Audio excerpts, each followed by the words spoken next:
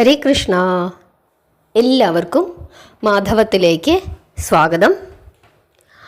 വിദ്യാഭ്യാസത്തിന് വലിയ പ്രാധാന്യമാണ് നമ്മുടെ ഭാരതം കൽപ്പിച്ചിരുന്നത്. അത് നമ്മൾ വിചാരിക്കും ഈ അടുത്ത കാലത്താണ് വിദ്യാഭ്യാസത്തിന് വലിയ പ്രാധാന്യം നൽകിയത് എന്ന്. പക്ഷെ അങ്ങനെയല്ല. നമ്മുടെ സംസ്കാരം അത്രത്തോളം മഹത്തരമാണ് എന്ന് നിങ്ങൾക്ക് മനസ്സിലാക്കാൻ സാധിക്കുന്നത് എപ്പോഴാണ്? ശരിയായി അത് പഠിക്കുമ്പോഴാണ്. അതായത് നമ്മൾ ചാണക്യനെ പറ്റി പഠിച്ചിട്ടുണ്ട് അല്ലേ? പലരും ചാണക്യനെ പറ്റി കേട്ടിട്ടുണ്ടാകാം. ആരാണ് ചാണക്യൻ? ചാണക്യൻ്റെ യഥാർത്ഥ പേരെന്താണ്? ഇതൊക്കെ നിങ്ങൾക്കറിയാമോ? ചാണക്യൻ ഒരു വലിയ ബുദ്ധിരാക്ഷസനാണ് എന്ന് നമുക്ക് പറയാം. അതുപോലെ തന്നെ വലിയ വിദ്യാഭ്യാസം നേടിയ ആളാണ് എന്നും നമുക്ക് പറയാം. പക്ഷേ ചാണക്യൻ്റെ ജന്മസ്ഥലമോ അദ്ദേഹത്തിൻ്റെ ശരിയായ ജീവചരിത്രമോ നമുക്ക് ലഭ്യമല്ല എന്നുള്ളതാണ് സത്യം. എങ്കിലും BC 4-ാം നൂറ്റാണ്ടിലാണ് അദ്ദേഹം ജീവിച്ചിരുന്നത് എന്നാണ് കരുതപ്പെടുന്നത്. അദ്ദേഹത്തിൻ്റെ മറ്റൊരു പേരാണ് കൗടില്യൻ. ധാരാളം ഗവേഷണങ്ങൾ അദ്ദേഹത്തെ പറ്റി നടന്നിട്ടുണ്ട്. നമ്മുടെ നാട്ടിലുള്ള ആളുകളും അതുപോലെ വിദേശികളും ഒക്കെ തന്നെ ധാരാളം ഗവേഷണങ്ങൾ അദ്ദേഹത്തെ പറ്റി നടത്തിയിട്ടുണ്ട്. പക്ഷേ അദ്ദേഹത്തിൻ്റെ ഒരു ശരിയായ കാലഘട്ടവും ജീവചരിത്രവും ഒന്നും തന്നെ കൃത്യമായി നമുക്ക് ലഭിച്ചിരുന്നില്ല എന്നുള്ളതാണ് ഒരു സങ്കടകരമായ അവസ്ഥ. എങ്കിലും അദ്ദേഹത്തിൻ്റെ യഥാർത്ഥ നാമം വിഷ്ണുഗുപ്തൻ എന്നാണെന്നും ചണകൻ്റെ പുത്രനായതുകൊണ്ടാണ് അദ്ദേഹം ചാണക്യൻ എന്ന നാമം അദ്ദേഹത്തിന് സിദ്ധിച്ചതെന്നും ഒക്കെ അഭിപ്രായപ്പെടുന്നവരുണ്ട്. കുടില ബുദ്ധിക്കാരനായതുകൊണ്ടാണ് കൗടില്യൻ എന്ന പേരു ലഭിച്ചത് എന്നും ഒരു വിഭാഗത്തിൽപ്പെട്ട ആളുകൾ പറയുന്നു. പക്ഷേ ഇതിനൊന്നും യാതൊരു തെളിവുകളും ഇല്ല. BC 321 മുതൽ ഏതാണ്ട് 1.5 നൂറ്റാണ്ടോളം ഇന്ത്യയിൽ നിലനിന്നിരുന്ന മൗര്യ സാമ്രാജ്യത്തിൻ്റെ സ്ഥാപകനായിരുന്ന ചന്ദ്രഗുപ്ത മൗര്യൻ്റെ ഗുരുവും ഉപദേഷ്ടാവുമായിരുന്നു ചാണക്യൻ. അർത്ഥശാസ്ത്രം എന്ന ഗ്രന്ഥത്തിൻ്റെ രചയിതാവും ആരായിരുന്നു? ചാണക്യനായിരുന്നു. വടക്കേ ഇന്ത്യയിൽ ഈ രാജാക്കന്മാരുണ്ടായിരുന്നു, നാട്ടുരാജാക്കന്മാർ. അവർ പരസ്പരം പോരടിച്ചിരുന്നു, എന്നും യുദ്ധമായിരുന്നു. ഈ നിരന്തരം യുദ്ധം ചെയ്തുകൊണ്ടിരുന്ന രാജാക്കന്മാരെ തൻ്റെ ഉപായങ്ങളിലൂടെ ചന്ദ്രഗുപ്തൻ്റെ കീഴിൽ ഒരു രാഷ്ട്രമാക്കി തീർക്കുന്നതിനായിട്ട് ചാണക്യന് കഴിഞ്ഞു എന്നാണ് വിശ്വസിക്കുന്നത്. അതുകൊണ്ട് തന്നെ ഈ ചന്ദ്രഗുപ്തൻ്റെ മൗര്യ സാമ്രാജ്യം വളരെ കെട്ടുറപ്പുള്ളതായിരുന്നു എന്നും വിശ്വസിക്കുന്നു.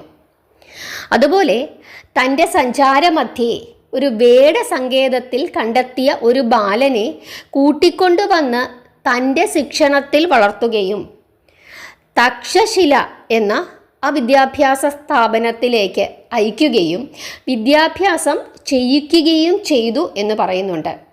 ആ ബാലൻ്റെ അപാരമായ ബുദ്ധിയിൽ സന്തുഷ്ടനായ ചാണക്യൻ തൻ്റെ ചിരകാല സ്വപ്നമായ ഏകീകൃത ഭാരതം സൃഷ്ടിക്കുന്നതിന് ഈ കുട്ടി പര്യാപ്തനാണ് എന്ന് മനസ്സിലാക്കുകയും അന്ന് മഗധ ഭരിച്ചിരുന്ന നന്ദരാജവംശത്തെ നശിപ്പിക്കുന്നതിനായിട്ട് സൈന്യനിര കെട്ടിപ്പടുത്തുവാൻ ചന്ദ്രഗുപ്തനെ ഉപദേശിക്കുകയും ചെയ്തു എന്നും പറയുന്നു.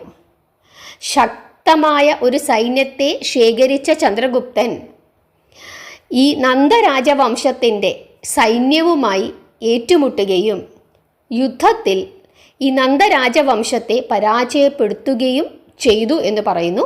അങ്ങനെ ചന്ദ്രഗുപ്തൻ മഗധ സിംഹാസനത്തിൽ ആരൂഢനായി എന്നും പറയുന്നു. ചാണക്യൻ്റെ ഉപദേശങ്ങൾക്കനുസൃതമായി ഭരണം നടത്തിയതുകൊണ്ടാണ് ചന്ദ്രഗുപ്തന് ഇങ്ങനെ ഒരു ചക്രവർത്തിയായി വാഴാനായിട്ട് സാധിച്ചത് എന്നും തൻ്റെ സാമ്രാജ്യത്തിൻ്റെ വിസ്തൃതി വർദ്ധിപ്പിക്കുവാൻ സാധിച്ചത് എന്നും പറയുന്നു. ഇതിനെല്ലാം ചാണക്യൻ്റെ ആ കുടില ബുദ്ധിയാണ് ഇതിൻ്റെയൊക്കെ പുറകിൽ പ്രവർത്തിച്ചിരുന്നത്. ചെറു രാജ്യങ്ങളെയൊക്കെ തൻ്റെ സാമ്രാജ്യത്തോട് ചേർത്ത് ചാണക്യൻ്റെ സ്വപ്നത്തിലുള്ള ഏകീകൃത ഭാരതം സൃഷ്ടിക്കുവാൻ ചന്ദ്രഗുപ്തന് സാധിച്ചതിലൂടെ ചന്ദ്രഗുപ്തൻ്റെ വിശ്വസ്തനായി മാറിയാര്? ചാണക്യൻ. മഹാനായ അലക്സാണ്ടറെ പറ്റി നിങ്ങൾ കേട്ടിട്ടുണ്ടാവും അല്ലേ? മഹാനായ അലക്സാണ്ടറിൻ്റെ മരണശേഷം പാടലീപുത്രം അതും കീഴടക്കാനായിട്ട് ആർക്ക് സാധിച്ചു? ചന്ദ്രഗുപ്തന് സാധിച്ചു എന്നും പറയുന്നു. അങ്ങനെ ഒരു കുടില ബുദ്ധിക്കാരനും ഒരു ഭരണതന്ത്രജ്ഞനുമായിരുന്നു ആര്? ചാണക്യൻ. ചാണക്യൻ്റെ ഒരുപാട് വാക്യങ്ങൾ നമുക്ക് പഠിക്കാനായിട്ടുണ്ട്. അത് പലപ്പോഴും നമ്മുടെ ജീവിതവുമായി ബന്ധപ്പെട്ട് കിടക്കുന്ന കാര്യങ്ങളാണ്. പലപ്പോഴും പല കാര്യങ്ങളിലും നമുക്ക് അബദ്ധം പറ്റി നമുക്ക് പല പ്രശ്നങ്ങളിലേക്ക് നമ്മൾ പോകാറുണ്ട്. അങ്ങനെയുള്ള അബദ്ധങ്ങളിലൊക്കെ പെടാതെ മുമ്പോട്ട് പോകുന്നതിനായിട്ട് ചാണക്യൻ്റെ വാക്യങ്ങൾ മനസ്സിലാക്കുന്നതും അതനുസരിച്ച് ജീവിക്കുന്നതും വളരെ വളരെ നല്ലതാണ്. ജനങ്ങൾ വിദ്യ അഭ്യസിക്കണമെന്ന് ആദ്യം പറഞ്ഞത് ചാണക്യനാണ്. നിർബന്ധമായും വിദ്യ അഭ്യസിക്കണം. അതായത് രാജ്യത്തിൻ്റെ സമസ്ത മേഖലയ്ക്കും അഭിവൃദ്ധി ഉണ്ടാകണമെങ്കിൽ ആ രാജ്യത്തിൽ മുഴുവൻ ജനങ്ങളും വിദ്യ അഭ്യസിക്കണം എന്ന ആശയമായിരുന്നു ആർക്കുണ്ടായിരുന്നത്? ചാണക്യനുണ്ടായിരുന്നത്. പണ്ട് കാലം മുതൽക്ക് തന്നെ നമ്മൾ ഭാഗവതം പഠിക്കുമ്പോൾ മുതൽ ആ സമയത്ത് മുതൽ എന്തുണ്ടായിരുന്നു? വിദ്യാഭ്യാസത്തിന് പ്രാധാന്യം കൊടുത്തിരുന്നു. പക്ഷേ ചാണക്യൻ അത് കൃത്യമായി മുമ്പോട്ട് വെച്ചു. എല്ലാവരും തന്നെ, അതായത് പഴയ കാലത്ത് ഈ ബ്രാഹ്മണർ അതല്ലെങ്കിൽ ഉന്നത കുലജാതർ അവരൊക്കെയാണ് എന്ത് ചെയ്തുകൊണ്ടിരുന്നത്? അതായത് പണ്ട് വർണ്ണാശ്രമമായിരുന്നു അല്ലേ? ക്ഷത്രിയൻ, ബ്രാഹ്മണൻ, ക്ഷത്രിയൻ, വൈശ്യൻ, ശൂദ്രൻ, ഇങ്ങനെ ജാതി വ്യവസ്ഥകളുണ്ടായിരുന്നു. എന്തിൻ്റെ അടിസ്ഥാനത്തിൽ? തൊഴിലിൻ്റെ അടിസ്ഥാനത്തിൽ. അതിൽ തന്നെ സംസ്കൃതം പഠിച്ചുകൊണ്ടിരുന്നത് ആരായിരുന്നു? ബ്രാഹ്മണരായിരുന്നു. യുദ്ധം ചെയ്യാനുള്ള ആയുധമുറകളും വേദങ്ങളും അതൊക്കെ ക്ഷത്രിയർ പഠിച്ചിരുന്നു. തൊഴിൽ ചെയ്യാനുള്ള വിദ്യാഭ്യാസം മറ്റ് ജാതി, അതായത് വർണ്ണാശ്രമങ്ങളിലുള്ള മറ്റ് ജാതിയിൽപ്പെട്ട ആളുകളും പഠിച്ചിരുന്നു. അപ്പോൾ ഓരോരുത്തർക്കും അവരവരുടെ കർമ്മങ്ങളിലുള്ള എന്താണോ താൻ അനുഷ്ഠിക്കാൻ പോകുന്ന കർമ്മം, ആ കർമ്മത്തിലുള്ള വിദ്യാഭ്യാസം നേടിയിരുന്നു. പഴയ കാലത്ത് പോലും നമ്മുടെ ഭാരതത്തിലുള്ള ആളുകൾ വിദ്യാഭ്യാസ സമ്പന്നരായിരുന്നു, പഴയ ഭാരതീയർ. പക്ഷേ പിന്നീട് കാലക്രമേണ ശരിക്കും പറഞ്ഞു കഴിഞ്ഞാൽ നമ്മുടെ ഒരു ഹിന്ദു മതം അധപ്പതിച്ചു എന്ന് തന്നെ നമുക്ക് പറയാം. കാരണം അനേകം ദുരാചാരങ്ങളും ഒക്കെ തന്നെ നമ്മുടെ ഈ ഹിന്ദു മതത്തിൽ ഉണ്ടായിരുന്നു. ഇന്നും ഒരുപാട് ദുരാചാരങ്ങൾ നമ്മൾ പല സ്ഥലങ്ങളിലും കാണാനായിട്ട് പറ്റും. അങ്ങനെ ഈ ദുരാചാരങ്ങളിലൊക്കെ പെട്ടിട്ട് ഇതങ്ങ് നശിച്ച് അങ്ങ് വല്ലാത്തൊരവസ്ഥയിലേക്ക് വന്ന സമയത്താണ് ബുദ്ധമതമൊക്കെ ഉണ്ടായത്. അതുപോലെ തന്നെ ഈ ഹിന്ദുമതത്തിലെ പല ദോഷങ്ങളെയും മാറ്റിക്കൊണ്ട് ഒരു ഒറ്റ കുടക്കീഴിൽ ഇതാണ് ശരി എന്ന് നമുക്ക് പറഞ്ഞു തന്ന ആചാര്യനായിരുന്നു ശങ്കരാചാര്യർ. അതുകൊണ്ട് തന്നെ നമ്മുടെ ഒരു ആചാര്യനാണ്, ഹിന്ദുമതത്തിൻ്റെ ഏറ്റവും പ്രധാനപ്പെട്ട ആചാര്യൻ ആരാണെന്ന് ചോദിച്ചു കഴിഞ്ഞാൽ ആരാണ്? ശങ്കരാചാര്യരാണ്. ശങ്കരാചാര്യരാണ് നമ്മുടെ ഗുരു. നമ്മൾ ഓരോരുത്തരും ഗുരുസ്ഥാനത്ത് കാണേണ്ടുന്നത് ആരെയാണ്? ശങ്കരാചാര്യരെയാണ്. അദ്ദേഹമാണ് ശരിക്കും പറഞ്ഞു കഴിഞ്ഞാൽ എങ്ങനെയാകണമെന്ന് നമുക്ക് പറഞ്ഞു തന്നിട്ടുള്ളത്.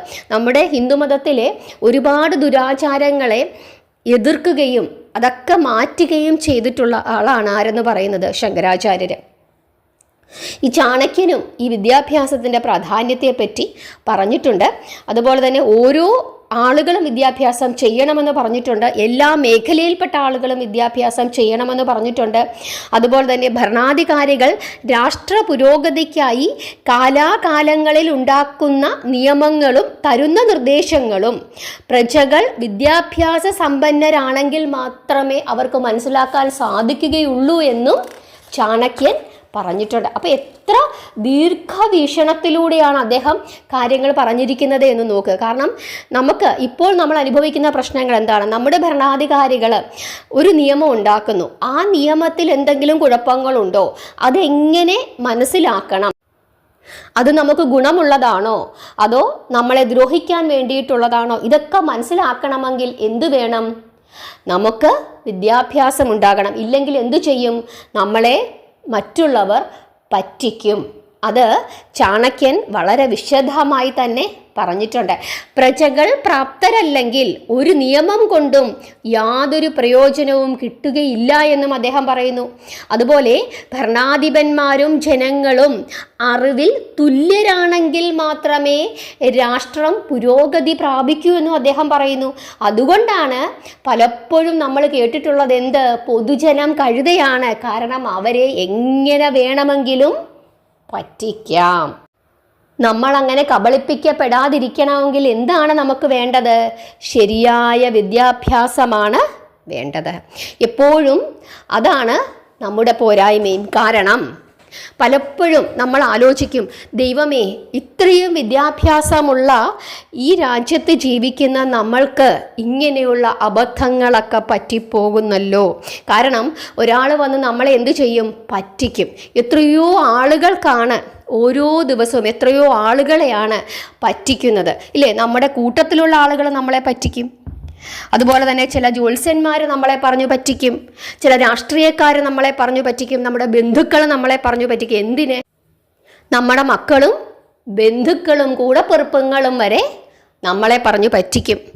പറ്റിക്കപ്പെട്ട് കഴിഞ്ഞിട്ടായിരിക്കും നമ്മൾ അറിയുന്നത് ഇവർ നമ്മളെ പറ്റിച്ചുകൊണ്ടിരിക്കുകയാണെന്ന്. അതുകൊണ്ടാണ് പലപ്പോഴും നമ്മൾ ഓരോ അപകടങ്ങളിൽ ചെന്ന് ചാടുന്നത്. പലപ്പോഴും നമ്മുടെ കയ്യിലിരിക്കുന്ന പണം ഓരോരുത്തരും ഓരോന്നൊക്കെ മോഹന വാഗ്ദാനങ്ങളൊക്കെ പറഞ്ഞ് നമ്മുടെ കയ്യിൽ നിന്ന് മേടിച്ചുകൊണ്ട് പോകും. മേടിച്ചുകൊണ്ട് പോയി അവർ പറ്റിച്ചിട്ട് പോയി കഴിയുമ്പോഴായിരിക്കും എന്ത് ചെയ്യുന്നത്? അയ്യോ, പറ്റിക്കപ്പെട്ടേ എന്ന് നമ്മൾ പറയുന്നത്, അല്ലേ? ദിവസവും നമുക്ക് കാണാം പ്രൈവറ്റ് ബാങ്കുകളിലും അവിടെ ഇവിടെയൊക്കെ കൊണ്ടുവന്ന് പലിശ കൂടുതൽ കിട്ടുമെന്നൊക്കെ പറഞ്ഞ് കൊണ്ടുവന്നിട്ട് ഏറ്റവും അവസാനം എന്ത് ചെയ്യും? പലിശയില്ല, മുതലുമില്ല. ചില ജ്യോത്സ്യന്മാർ ഒക്കെ വന്നിട്ട്, മന്ത്രവാദികളും ഒക്കെ വന്നിട്ട് പറയും ഇപ്പോൾ ശരിയാക്കി തരാമെന്നും പറഞ്ഞ് ഓരോ കർമ്മങ്ങളൊക്കെ നമ്മളെ കൊണ്ട് ചെയ്യിപ്പിക്കും, നമ്മുടെ കാശും മേടിച്ചുകൊണ്ട് പോകും. അതുപോലെ ബന്ധുക്കൾ ഇപ്പം തരാൻ ചേച്ചി ആ വള 2 ദിവസം കഴിയുമ്പോൾ എടുത്തു തരാമെന്ന് പറഞ്ഞ് നമ്മുടെ കയ്യിൽ നിന്ന് വളയെ ഊരി മേടിച്ചുകൊണ്ട് പോകും പണയം വെക്കാൻ. ഏറ്റവും അവസാനം വളയില്ല, ആളുമില്ല. ചോദിക്കുമ്പം ചീത്തവിളി. ഇങ്ങനെ അനുഭവപ്പെടാത്ത എത്ര പേരുണ്ട്? എല്ലാവർക്കും അവരവരുടെ ജീവിതത്തിൽ ഇങ്ങനെയുള്ള അബദ്ധങ്ങൾ പറ്റും. എന്തുകൊണ്ടാണ് അബദ്ധങ്ങൾ പറ്റുന്നത്? ശരിയായ അറിവും ബോധവും നമുക്കില്ലാത്തത് കൊണ്ട്. അതുകൊണ്ട് നമ്മൾ ഓരോരുത്തരും വിദ്യാഭ്യാസ സമ്പന്നരായിരിക്കണം. ഇനിയിപ്പോൾ ചിലരൊക്കെ വിചാരിക്കും, ദൈവമേ, എനിക്ക് വലിയ വിദ്യാഭ്യാസം ഉണ്ടായിട്ടും ഞാൻ ഇത്ര വരെ പഠിച്ചതാണ്, വലിയ MA ഒക്കെയാണ്, അല്ലെങ്കിൽ MSc പഠിച്ചവരാണ്, അങ്ങനെയുള്ള ആളുകൾക്കൊക്കെ അബദ്ധങ്ങൾ പറ്റുന്നില്ലേ എന്ന് തോന്നും. പറ്റുന്നുണ്ട്. അവർക്കാണ് ഏറ്റവും കൂടുതൽ അബദ്ധങ്ങൾ പറ്റുന്നത്. എന്തുകൊണ്ടാണ്? ആ പഠിച്ച വിദ്യ, ആ ബുദ്ധി നമ്മളിൽ കൃത്യമായി ഉപയോഗിക്കപ്പെടുന്നില്ല. ആ കൃത്യമായ ഉപയോഗം നമുക്ക് നടക്കണമെങ്കിൽ എന്ത് വേണം? നമ്മുടെ ബുദ്ധി ശരിയായി പ്രവർത്തിക്കണം. അതിന് നമ്മൾ എന്താണ് ചെയ്യേണ്ടത്? നിരന്തരം നാമം ജപിച്ചുകൊണ്ടിരിക്കുക. ഒരാൾ ഒരു കാര്യം വന്ന് ചോദിക്കുമ്പോൾ, പറയുമ്പോൾ 2 വട്ടം ആലോചിക്കുക. ഭഗവത്ഗീതയൊക്കെ കൃത്യമായി പഠിക്കുക. ഭഗവാൻ നമ്മുടെ കൂടെ ഉണ്ടെങ്കിൽ നമ്മൾ പഠിച്ച ആ വിദ്യയൊക്കെ തന്നെ ശരിയായ സമയത്ത് നമുക്ക് ഉപയോഗിക്കാനായിട്ട് സാധിക്കും. ശരിയും തെറ്റും നമുക്ക് മനസ്സിലാക്കാനായിട്ട് സാധിക്കും. പലിശ കൂടുതൽ തരും, കിട്ടുമെന്ന് പറഞ്ഞ് ആരെങ്കിലും വരുന്നുണ്ടെങ്കിൽ തന്നെ നമ്മുടെ മനസ്സിലേക്ക് എന്തുണ്ടാകും? ഒരു അപായമണി മുഴങ്ങും. ഇതൊക്കെ ഉണ്ടാകണമെങ്കിൽ എന്ത് വേണം? ദൈവാധീനം വേണം. അതുകൊണ്ട് തന്നെ ഇതുപോലുള്ള കാര്യങ്ങളൊക്കെ പഠിക്കുക, ശരിയായി ചിന്തിക്കുക, ശരിയായ മാർഗത്തിലൂടെ മുമ്പോട്ട് പോവുക, നാമജപം ശീലമാക്കുക. എല്ലാവർക്കും മനസ്സിലായി എന്ന് വിശ്വസിക്കുന്നു. എല്ലാവരെയും ഭഗവാൻ അനുഗ്രഹിക്കട്ടെ. ഹരേ കൃഷ്ണ.